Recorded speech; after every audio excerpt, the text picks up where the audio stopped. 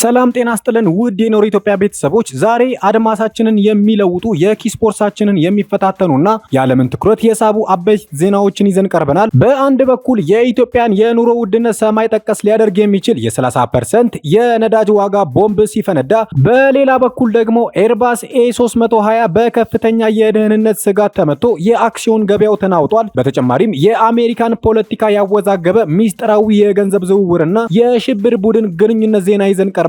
እስከ ፍጻሜው አብራችሁን ቆዩ። ቻናሉን ላይክ እና ሰብስክራይብ በማድረግ ቤተሰብ ሁኑ እያልን ወደ መረጃዎቹ እናልፋለን።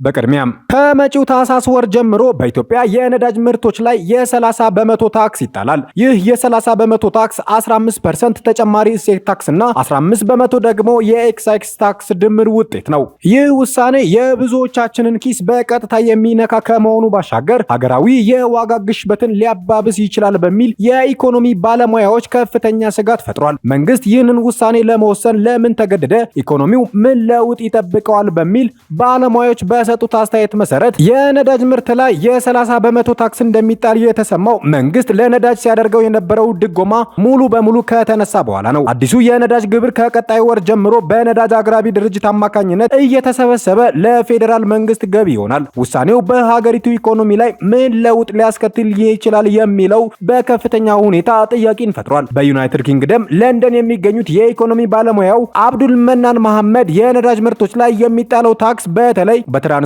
ዘርፍ ወዲያው የሚታይ ተጽዕኖ ሊያሳርፍ እንደሚችል ተናግረዋል። 30 በመቶ ታክስ ከፍተኛ ጭማሪ ስለሆነ በተለይ ትራንስፖርቱ ላይ ወዲያው ነው ተጽዕኖ የሚታየው። የህዝብም የሸቀጣሸቀጥም ትራንስፖርት ወዲያው ነው አፌክት የሚያደርገው። የአብዛኛው ህይወት አይመለከትም እንጂ የአውሮፕላን በረራን እንዳለ አፌክት ያደርጋል። ያ ደግሞ በካርጎ የሚመጡ እቃዎችን እንዳለ ይነካል ሲሉ ገልጸዋል። የቢዝነስ ኢንቨስትመንት አማካሪው አቶ ከፈለኝ በኃይሉ በበኩላቸው በቅርቡ ተግባራዊ የሚሆኑት የነዳጅ ግብሮች የዋጋ ግሽበት ሊያስከትል እንደሚችል ያነሳሉ። የነዳጅ ድጎማው ተነስቶ ነው ያለው። በዚህ ላይ ደግሞ አሁን ተጨማሪ መንግስት ለመሰብሰብ ያሰበው የተጨማሪ እሴት ታክስና ኤክሳይዝ ታክስ አለ። ይህ ማለት ወደ 30 በመቶ ነው። ከፍተኛ ነው። ቀጥተኛ ተጽዕኖ አለው። የሸማቾች ዋጋ ላይ ተጽዕኖ ያመጣል። ይህ ግልጽ ነው በማለት ተናግረዋል። የትራንስፖርት የሎጂስቲክ የአገልግሎት የግብአት ዋጋ ይጨምራል። ዞሮ ዞሮ ሸቀጦች ላይ ዋጋ መጨመሩ አይቀርም።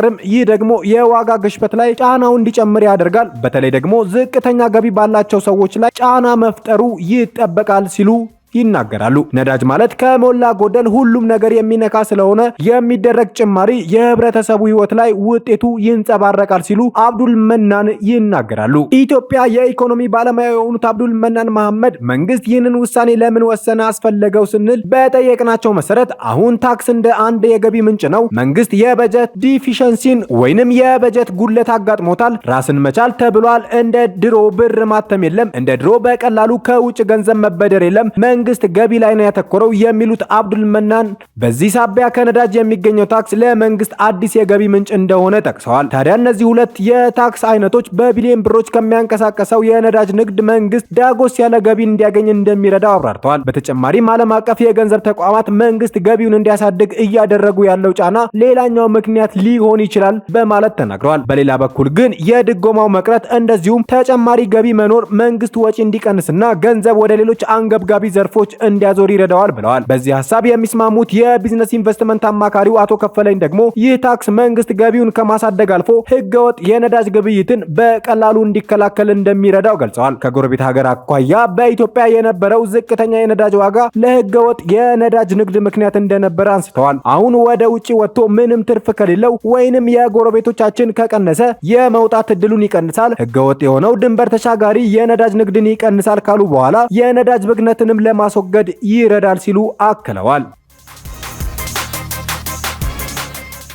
በቀጣይ ዜና ኤርባስ ኤ320 የተሰኘው አውሮፕላን የተወሰኑ አውሮፕላኖች ላይ የጥራት ችግር እንዳለ አስታወቀ። ግዙፉ የአውሮፕላን አምራች ኤርባስ ኤ320 በተሰኘው የአውሮፕላን ሞዴሉ የተወሰኑ የአውሮፕላኖች ላይ የቀረበለትን የሜታኔል ፓኔል ላይ የጥራት ችግር መኖሩን ገልጾ በዚህ የጥራት ችግር የተጠቁ አውሮፕላኖች ጥቂት መሆናቸውንና ምርመራ መጀመሩን ገልጿል። ኤርባስ ይህንን ካስታወቀ በኋላ የአክሲዮን ገበያው በ10 በመቶ መቀነሱ ተዘግቧል። ኤርባስ በዚህ ዓመት 820 አውሮፕላኖች አውሮፕላኖችን ለማቅረብ ያቀደ ሲሆን ይህንን እቅዱን ለማሳካት በዚህ ወር ብቻ 160 አውሮፕላኖችን ማቅረብ ይጠበቅበታል። በሳምንቱ መጨረሻ 6000 የሚሆኑ የኤ320 አውሮፕላኖች የሶፍትዌር ችግር ገጥሟቸው ነበር ሲባል የአውሮፕላን ተቆጣጣሪዎች ለበረራ ቁጥጥር ወሳኝ የሆነው መረጃ በፀሐይ ጨረር የተነሳ ሊበላሽ እንደሚችል በመጠቆም ማስጠንቀቂያ ሰጥተው ነበር። ከዛ በኋላ በርካታ አየር መንገዶች የሶፍትዌር ማሻሻያ በማድረግ በረራቸውን መቀጠላቸው ተሰምቷል። የአሁኑ የጥራት ችግር ከዚህ ጋር ተዳምሮ ኤርባስ እቅዱን እንዳያሳካ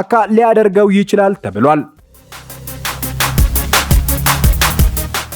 በመጨረሻም የአሜሪካ መንግስት የሚኒሶታ ግዛት የህዝብ ገንዘብ ለሶማሊያው ታጣቂ ቡድን አልሸባብ ይሸጋገራል በሚል በቀረበው ክስ ላይ ምርመራ መጀመሩን አስታወቀ። የአሜሪካ ግምጃ ቤት እንዳስታወቀው ከአሜሪካዋ ግዛት የሚላከው የህዝብ ገንዘብ ወደ ታጣቂው ቡድን መሻገሩን በተመለከተ ምርመራ ከፍቷል። ግምጃ ቤቱ በኤክስ ገጹ ላይ ባወጣው ጽሑፍ እንዳመለከተው ምርመራው የተጀመረው ፕሬዝዳንት ዶናልድ ትራምፕ በሰጡት ትዕዛዝ ነው። የቀድሞ ፕሬዝዳንት ጆ ባይደን እና ሀገረ ገዢው ቲም ዋልዘን የአሰራር ክፍተት በመፍጠር ከሷል። ግምጃ ቤት ተብሎ የሚታወቀው የአሜሪካ የገንዘብ ሚኒስቴር ምርመራውን ሲያጠናቅቅ ግኝቶቹን ይፋ እንደሚያደርግም አስታውቋል። ትራምፕ ከሁለት ቀናት በፊት የአሜሪካ ወግ አጥባቂ ሚዲያ ጀስት ዘ ኒውስ ያወጣውን ዘገባ በማህበራዊ ሚዲያቸው አጋርተውታል። ዘገባው ሊብራል ፕሮግራሞችን ለማስተባበር በሚኒሶታ በሶማሌ ስደተኞች የተፈጸመ ትልቅ ምዝበራ በዴሞክራቲክ ፓርቲ ከሽፏል ይላል። የተመዘበረው ገንዘብ ወደ ኬንያና ሶማሊያ እንደተላከ እንደዚሁም ይህ ከአልቃይዳ ጋር ትስስር ወዳለው አልሸባብ እንደደረሰ ዘገባው ይጠቁማል። ዘገባው ስማቸው ያልተጠቀሰ ባለስልጣናት ለኮንግረስ ቃላቸውን መስጠታቸውንም ጠቅሷል። የትራምፕ አስተዳደር ኤርትራ፣ ሶማሊያና ሱዳን ጨምሮ